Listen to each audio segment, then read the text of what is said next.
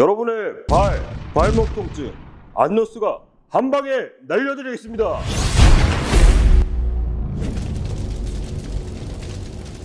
안녕하세요.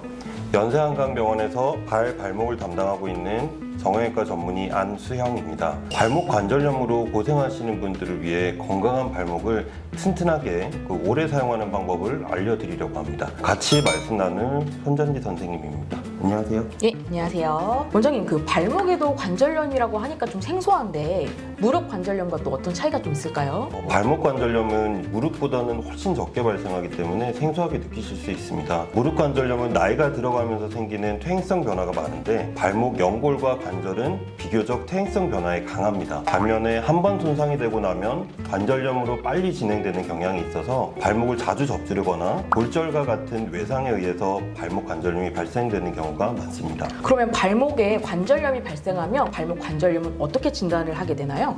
퇴행성 관절염이든 외상성 관절염이든 간단히 엑스레이로 진단할 수가 있고 1단계에서 4단계로 병기를 나눌 수 있는데요. 1, 2단계는 골극이라 그래서 관절 끝단의 뼈가 위쪽으로나 아래쪽으로 우짤한 것을 볼 수가 있고 관절 연골이 일부 손상된 상태를 얘기합니다. 3단계는 누가 봐도 관절 간격이 좁아지게 되고 위쪽은 좁아져 있지 않으면서 안쪽만 좁아져 있는 경우를 3단계 A, 위쪽이 좁아져 있으면서 내측에도 뼈가 맞닿아 있는 상태를 3단계 B라고 얘기합니다. 4단계에서는 관절의 간격이 사라지고 내측, 외측의 뼈가 아예 맞닿아 보이게 됩니다.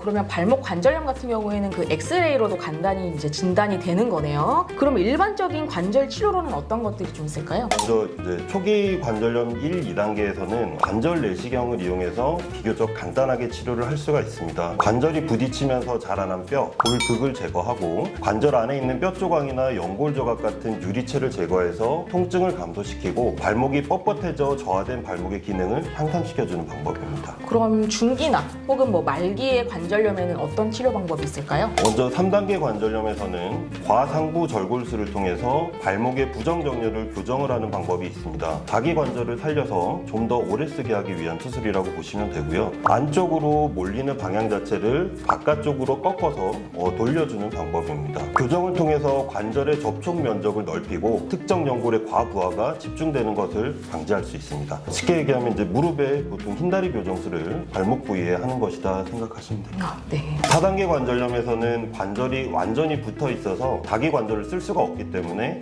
관절을 없애는 수술을 해야 되는데 발목을 붙이는 유압술 또는 인공관절로 바꿔주는 인공관절 치환술을 시행하게 됩니다. 혹시 이게 회복에도 차이가 조금 있을까요? 네, 차이가 크죠. 초기 치료 시에는 주사나 간단한 수술이든 치료를 할수록 회복 과정도 빠르고 결과도 굉장히 좋습니다. 그리고 초기에 진단받게 되면 환자들이 자기가 발목 관절염을 가지고 있다는 것을 알기 때문에 스스로 활동 조절을 통해서 발목을 아껴 쓰거나 운동 치료를 하면서 3, 4단계 관절염으로 진행되지 않도록 할 수 있기 때문에 훨씬 결과가 좋습니다. 3, 4단계 관절염일 때 교정수술이나 인공관절 수술을 하게 되면 최근 수술수기나 기구 발달로 결과가 굉장히 좋은 편이긴 하지만 회복 기간도 몇 달이 걸리고 내 관절을 쓰는 게 아니기 때문에 아무래도 불편한 여러 가지 문제들이 생기고 추후에 생길 수 있는 문제들이 없을 수는 없기 때문에 되도록이면은 관절염 초기에 발견하고 적절한 치료를 하는 것이 좋겠습니다. 지금 말씀하신 게 4단계 관절염에서는 발목 유압술이나 발목 인공관절 치환술을 하신다고 하셨는데 또 두 가지 중에 어떤 차이가 있는지 그거 조금 말씀해 주시면 좋을 것 같아요. 먼저 발목 관절 유압술은 경골 그리고 거골에 남아있는 연골 자체를 갈아서 없애고 나사 2개, 3개 또는 금속 판으로 고정을 해주는 수술입니다. 관절 유압술은 고정 후 그 관절 자체가 유압만 되고 나면 크게 생길 수 있는 문제는 없습니다. 근데 관절을 굳히게 되면 발목이 움직일 수 있는 각도가 아무래도 인공관절보다는 덜 나오게 돼 있고 주변 관절, 인접 관절에 부하가 많이 걸리기 때문에 주변 인접 관절에 관절염이 발생할 수 있다는 단점이 있습니다. 네. 인공관절은 발목을 움직일 수 있는 각도가 유지되고 수술 후 일정 기간만 지나게 되면 자기 관절처럼 쓸 수가 있습니다. 근데 발목은 체중 부하가 많고 움직임이 작기 때문에 무릎 인공관절보다 수명이 짧을 수 있습니다. 보통 10에서 15년 정도 쓴다고 보시면 되는데요. 그래서 보통 45세 미만의 말기 관절염 환자분들에게는 유압술을 권하고 시행하고 있습니다. 근데 유압술을 하고 나서 나중에 다시 인공관절 수술을 할 수 있기 때문에 유압술 후 수년이 지나고 하고 발목이 굳어 있어서 불편감이나 뻣뻣함을 많이 느끼신다면 추후에 인공관절 치환술로 재수술을 하시면 됩니다. 저는 보통 일반적으로 나이가 45세 미만으로 젊으시거나 변형 각도가 심한 경우, 그리고 심한 외상으로 인해 발목의 가동 범위가 이미 많이 줄어든 경우가 아니면은 일반적으로는 인공관절 치환술을 환자분들에게 권하고 있습니다. 네, 그러면 각 수술별 치료 기간 요거에 대해서도 조금 말씀해 주시면 좋을 것 같아요. 먼저 발목 관절 유압술은 6주 동안 단하지 석고 고정을 하게 되고 체중 부하를 하시면 안 돼요. 그러니까 목발 보행을 한다 생각하시면 되고요. 네. 그 이후에는 4주간 에어부츠 착용을 하게 되는데 엑스레이로 발목 유압 여부를 계속 확인을 하면서 체중 부하 시기를 결정을 하게 됩니다. 인공관절 치환술은 보행이나 재활을 빨리 시작하는 편이고요. 4주간 단하지 석고 고정을 하고 4주간 에어부츠 착용을 합니다. 수술 후에 2주가 지나게 되면 부분 체중 부하를 하게 되고 4주가 지나면서부터는 발목 가동 범위를 회복하기 위해서 도수 치료나 재활 치료를 통해서 발목 관절 범위 운동을 하고 그리고 잘 걸으실 수 있게 보행 균형 운동을 하면서 에어부츠를 착용한 상태에서 디디면서 걸으신다. 100% 체중을 딛고 걸으신다. 이렇게 생각하시면 됩니다. 이렇게 관절염으로 진행되기 전에 혹시 예방을 할 수 있는 방법이 있을까요? 발목 통증이 발생하면 견디고 참는 게 아니라 발목의 인대 문제나 연골 문제 그리고 부정정렬 문제를 병원으로 오셔서 바로바로 해결을 하고 치료를 해야지 말기 관절염으로 진행되는 것을 막을 수가 있고 발목을 건강하게 오랫동안 쓸 수가 있습니다. 그래서 발목이 붓기 시작하고 걸을 때 참기 힘들 정도의 통증이 발생했다. 그러면 이미 늦었을 수도 있기 때문에 발목에 이상 신호가 오면은 바로 연세한강병원으로 오셔서 진료를 받으시기 바랍니다.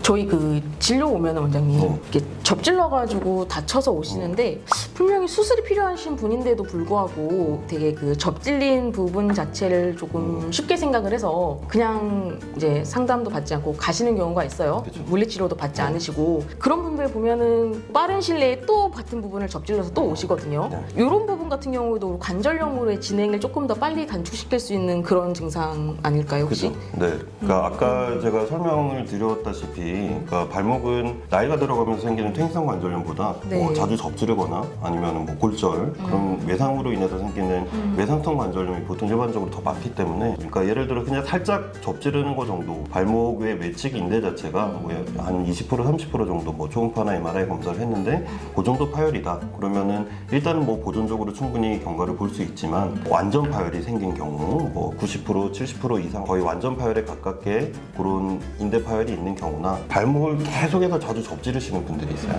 근데 그런 분들이 계속해서 발목을 또 접지르게 되면은 아무래도 연골 자체에 추가적인 손상이 나타나게 되고 그렇게 되면서 관절염으로 진행되는 경우가 생각보다 굉장히 많거든요. 그래서 처음에 이제 인대 수술이나 뭐 발목 불안정성 때문에 수술을 하자 이렇게 하면은 무슨 인대인데 수술 맞아요. 그런 분들 많아요. 그렇게 하고 뭐 거절하고 가시는 분들이 굉장히 많은데 굉장히 수술이 간단하거든요. 네. 예전처럼 이만큼 절개를 해서 하는 것도 아니고 구멍만 뚫어서 내시경으로도 인대 수술이 얼마든지 가능하기 때문에 치료 기간도 짧고 간단한 치료 방법, 수술 방법으로 그렇게 해결할 수 있는 문제를 계속해서 수술이라는 단어 때문에 겁을 먹고 방치를 하고 계속 놔두시다가 나중에 그 외상성 관절염으로 진행이 돼서 오는 경우가 적지 않게 있습니다. 네. 그런 인대 문제 자체나 이런 것도 쉽게 생각하지 마시고 빨리빨리 그때 맞게 간단한 치료로 해결하시는 게 좋으실 것 같습니다. 수술에 겁먹지 마시고 시술에 가까운 수술이라고 하시니까요. 그렇게 해서 관절염으로 가는 거를 조금 막아주셨으면 좋겠습니다.